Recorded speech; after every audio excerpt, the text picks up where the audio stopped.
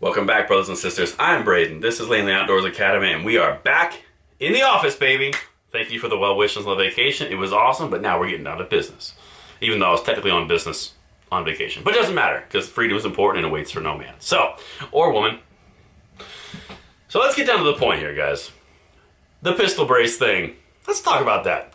Joe Biden kind of rambled and fumbled and was kind of like a person in the dark with the lights off, just wandering around a room full of chairs, just kicking them and stepping on a cat when he was trying to describe what he was talking about. So, for those of you who don't know everything he was talking about or trying to make the point, I'm actually going to say what he was trying to say so that we can get in front of it and we can contact the right people, the right representatives to really stop this in its tracks, because it's all executive action. Like we talked about previously, all they can do is mess with definitions. All they can do is tweak little things to kind of be a thorn in our side. They can't do it legislatively, so they're going this route, and we're going to get in front of this. So here's how we're going to do it. I'm going to give you a brief background on exactly what he was talking about, the way that he should have said it, and then I'm going to say where we're at and what they're going to do, okay? So if you're an experienced veteran firearm owner, you have an AR pistol, bear with me. It's going to take me 20 seconds. I'm going to catch everybody up, then we're going to move forward together. So if you guys recall, in that press conference where he was issuing his edicts, he mentioned pistol braces and that they should be regulated under the NFA, which is the National Firearms Act, and there should be a $200 tax stamp, just like a suppressor, another item under the National Firearms Act. He clearly doesn't know what he's talking about, but when he said concealable assault style weapons, he's talking about an AR pistol, okay? So the National Firearms Act has a rule, and it defines a firearm that is a rifle by 16 inches or more on a barrel with a buttstock, okay? That's a rifle. If you make the barrel shorter than 16 inches and you take off the buttstock, it's officially a pistol. If you have a barrel that is shorter than 16 inches and a buttstock, that's a short barrel rifle or an SBR. What he was alluding to was there's an item called an SB brace or a pistol brace that goes on the back of an AR pistol, which again is less than 16 inches in barrel length, but with no buttstock.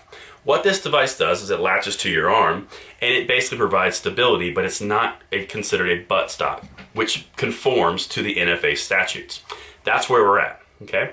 So now going forward to what he said, he was saying that, first of all, he said the pistol braces make an AR or a concealable assault weapon more lethal, and I'm like, pretty sure it's the exact same lethality.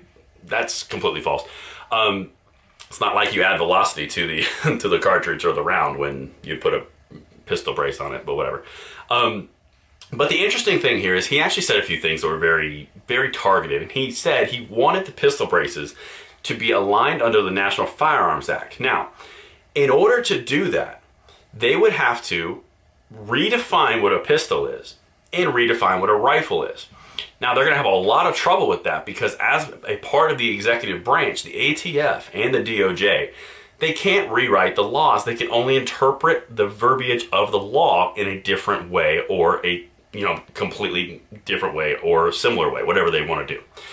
Again, this is incredibly important because what we do on a day-to-day basis, we can fight that in court and say, no, that's not what the law says. You're interpreting it incorrectly. A case in point would be the bump stock ban that was just overturned like a couple of days ago.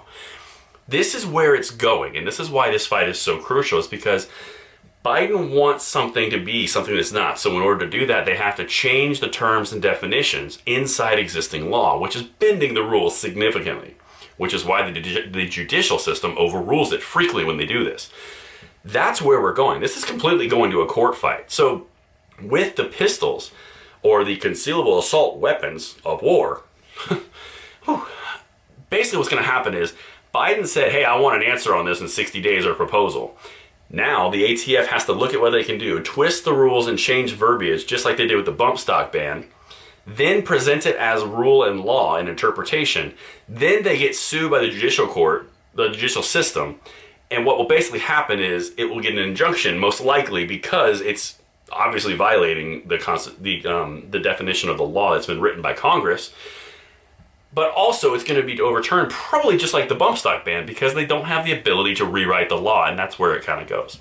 So that's what he was talking about. He wants the AR pistols to go into the NFA as a short barrel rifle, which is not going to happen because it does not fit that designation.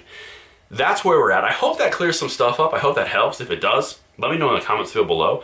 But I firmly believe that the more information that we know about where they're going and how they're doing it, and the laws that are as they are written, the better place we'll be to fight back against the tyranny that is slowly encroaching. Because right now we're a thorn in their side.